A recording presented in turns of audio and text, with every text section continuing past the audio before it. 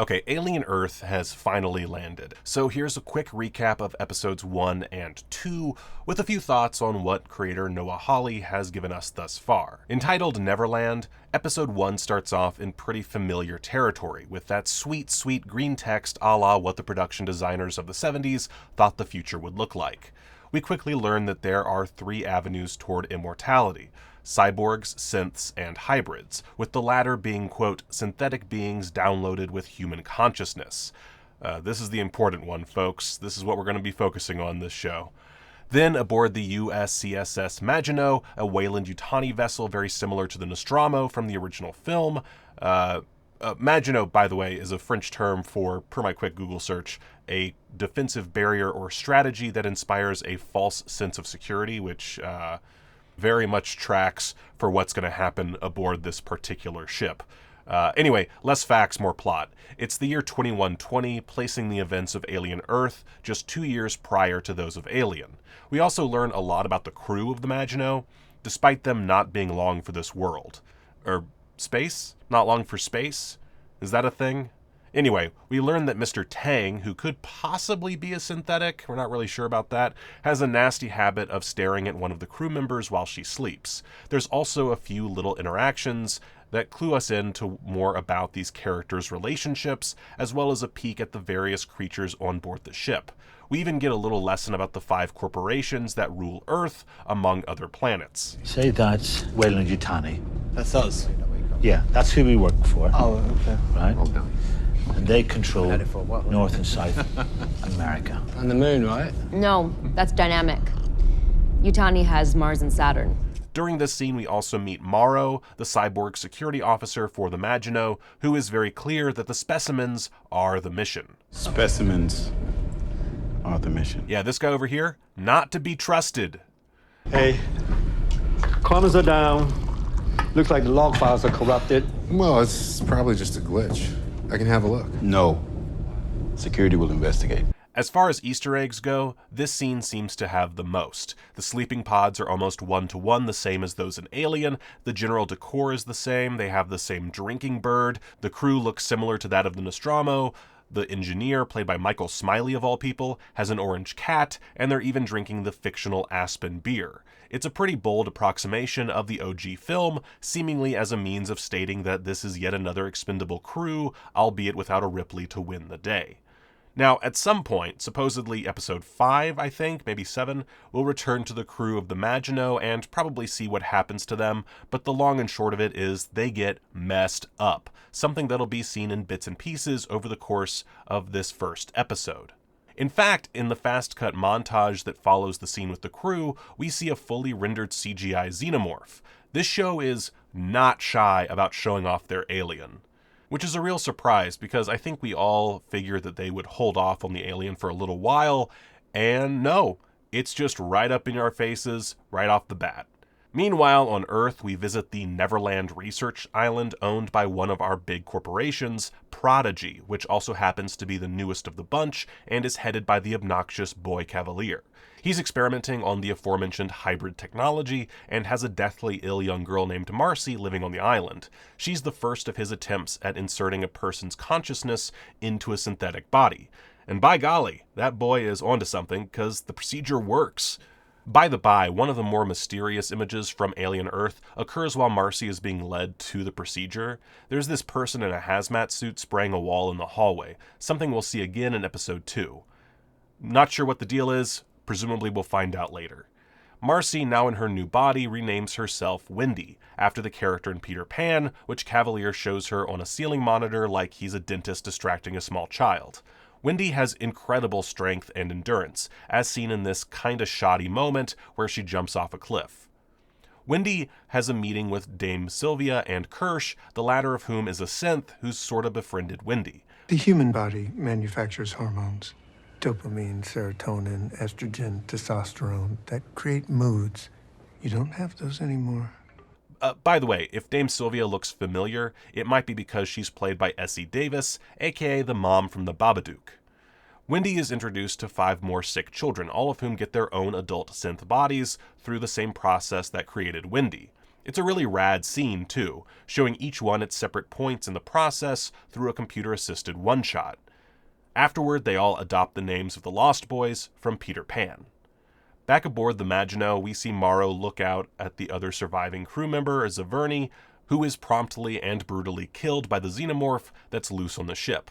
Morrow, however, narrowly survives by using this cute little trapdoor impact room thingy.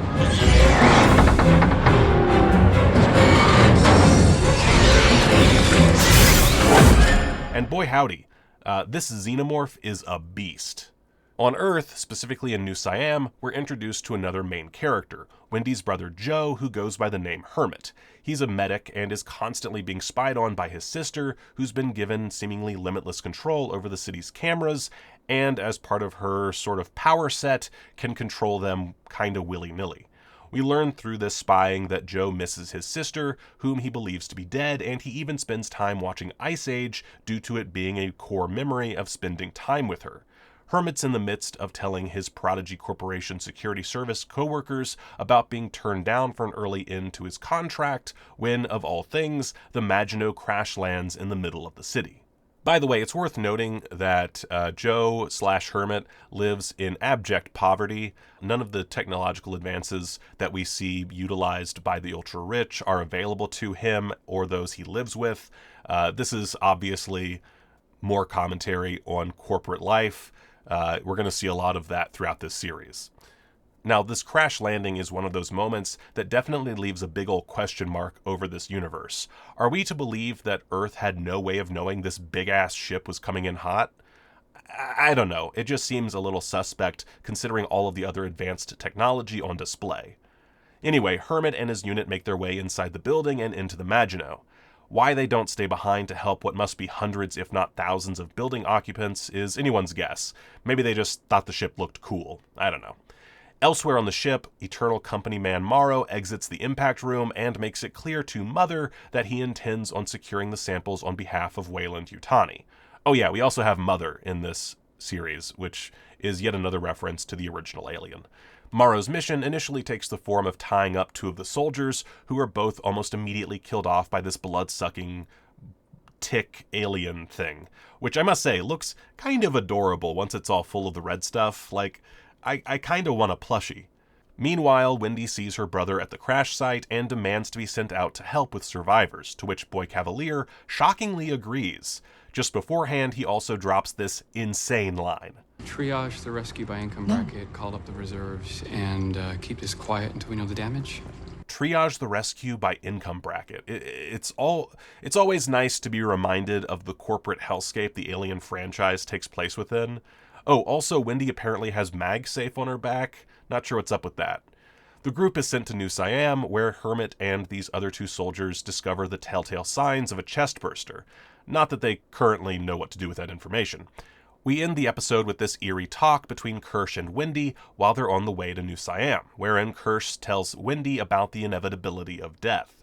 At one point, he even assures her that Joe will die, and I gotta say, based on his luck in these first two episodes, I think Wendy might be onto something. I don't think this dude can die. So, on to episode 2. This one starts off with the search and rescue gang searching the Magino, where among other things they discover a body that died of suffocation and another body that had an alien object in its GI tract. You know, funky alien business. Big ol' question marks. That kind of stuff. I love the alien just lurking in the background, by the way, using the shadows as camouflage. Then there's this great scene where actor Samuel Blanken gets to show off his acting chops, with Boy Cavalier explaining to Dame Sylvia his vision of using his technology not to make the world a better place or to make money, but to find someone smart enough to have an interesting conversation with. What we were doing here, you and me, is exploding human potential. Dude's deranged. Aboard the transport to New Siam, Wendy tells Slightly about her brother, which is a secret Slightly can't help but immediately spill.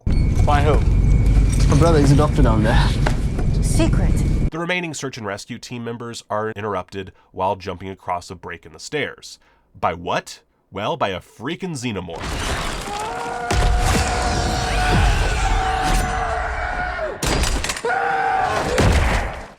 Hermit winds up chased through a hall and into an incredibly fast elevator, seriously, look at those doors go, where he's unable to contact any of his teammates. It's here that we get a flashback, where we find out that Hermit's request to resign was hacked by Wendy, who didn't want her brother to go to Mars. Kind of a selfish dick move, but then again, she is like 12.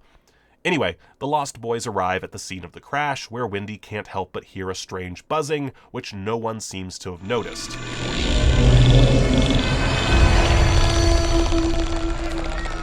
Do you hear that? What?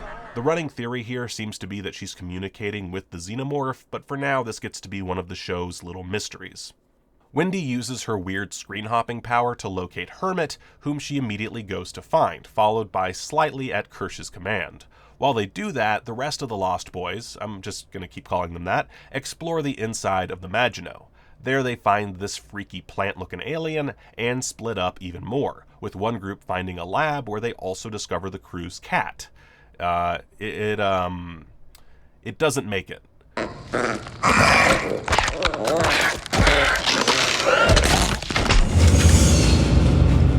There's a great scene here where Boy Cavalier talks to Miss Yutani about the crashed ship. Yutani requests the opportunity to send a team out, which Cavalier declines. He suggests she use her lawyers, but I get the feeling that we'll be getting a team from Weyland Yutani sooner rather than later. Eventually, Hermit meets up with fellow search and rescue homie Burgerfeld, and the two try their best to actually save some people. But, whoopsie.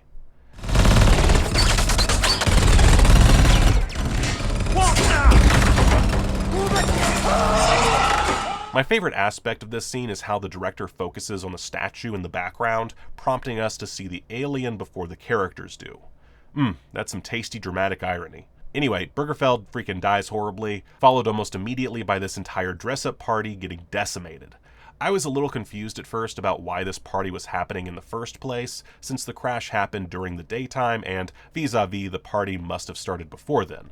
But that question is answered early in episode 1, when Boy Cavalier is informed that people were mostly busy celebrating Founders Day when the ship crashed. So yeah, Hermit once again seems to be primed for death when he's saved by Morrow, who immediately electrocutes the poor guy and turns the xenomorph into carry-on luggage. He's pretty much immediately intercepted by a search and rescue team who suggests some anti-cyborg racism.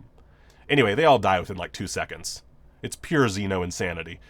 Kirsch sends Shmi to join Wendy in investigating a room where we see several alien eggs. They're called ovomorphs, by the way, if you were curious. Wendy, however, is busy saving Hermit, who has just acquired a Dead Guys Reggie Jackson signed baseball. I assume that he's meant to be in shock here because dude does not act like he just encountered an unstoppable alien killing machine. And sure enough, he then agrees to follow these two random synths back into the ship, and it's here that the show does us a massive favor and has Slightly spill the beans on the whole Secret Sister angle. Something that I guess Boy Cavalier is just hunky-dory with, considering he can see and hear everything they do. Eventually, Hermit accepts that Wendy is his sister just before the trio make it to the egg room. There, Hermit is grabbed and taken by the xenomorph, and roll credits. That's it for episode 2. We end on a cliffhanger, and what a cliffhanger it is. Since he's a main character, I can only assume that Hermit survives his latest encounter with the xenomorph, but how exactly he will not wind up torn to shreds is anyone's guess. Okay, come on. We're search and rescue. Let forensics Agatha Christie this shit. The second episode's title is derived from a story that Hermit tells Wendy and Slightly about a kind of person his dad told him about. Someone who, when given the opportunity by life, rises to the occasion. This person, this hero, was called Mr. October. This is a reference to Reggie Jackson, whose nickname was, you guessed it, Mr. October. I would explain that further, but, I don't understand baseball. Anyway, you can tell by how she says Mr. that Wendy sees herself in their father's story. She's the hero in her own mind, which suggests we will probably see that turn out to be very much not the case later in the season. I was really pleased with these first 2 episodes, even if some of the character choices and logic left me scratching my head on occasion. I love the sort of corporate hellscape environment, and the way that we're delving into the whole hybrid idea. There's also the alien, which kicks just a shitload of ass. I can't tell you how happy I am to see a xenomorph used to its full potential. That's just, oh, that party scene. Oh, so good. So yeah, that's it for this video. Don't forget to like and subscribe. I didn't spend much time in this video on Easter eggs, so what was your favorite little nod? Let me know in the comments, and thanks for watching. Big animals. Like pets. No, definitely not like pets.